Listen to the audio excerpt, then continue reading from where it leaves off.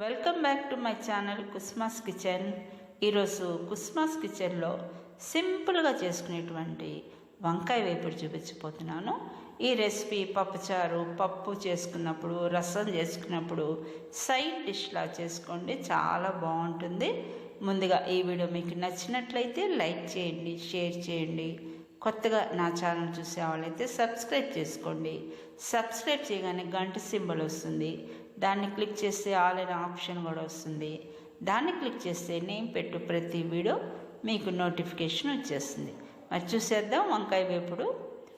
చూడండి, ముందుగా stove on చేసుకుని స్టవ్ పై గిన్నె పెట్టేసుకోవాలి.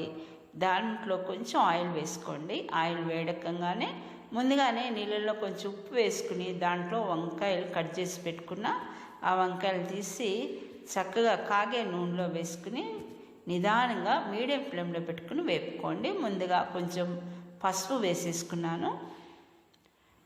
ఆ తర్వాత రుచికి తగ్గట్టు కొంచెం సాల్ట్ వేసుకోవాలి. ఇప్పుడు కొద్దిసేపు మూత పెట్టేసుకుని మగ్గనిద్దాము. చూడండి, చక్కగా వంకాయలు మగ్గుతున్నాయి కదా. అడుగంటకుండా మధ్య మధ్యలో ఈ విధంగా కలుపుకుంటూ ఫ్రై చేసుకోండి.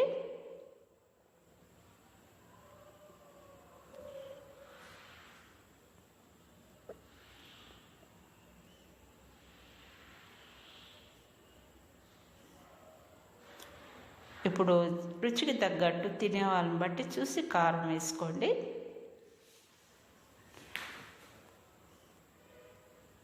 ఈ వంకాయ వేపుడు చాలా సింపుల్గా చేసుకోవచ్చు అన్నమాట. ఎంత రుచిగా ఉంటుందంటే చెప్పలేనంత టేస్ట్గా ఉంటుంది. సైడ్ డిష్ లాగా చాలా బాగుంటుంది అన్నమాట. చాలామంది వంకాయ వేపుడు ఇలా చేసుకుంటే చాలా ఇష్టపడతారనమాట. పిల్లలు మరీ ఇష్టంగా తింటారు. చూశారు కదా, మరి మీకు నచ్చిందా ఈ రెసిపీ? నచ్చినట్లయితే మీరు కూడా ఒకసారి ట్రై చేయండి. టేస్ట్ ఎలా వచ్చిందో కామెంట్ బాక్స్లో తెలియపరచండి.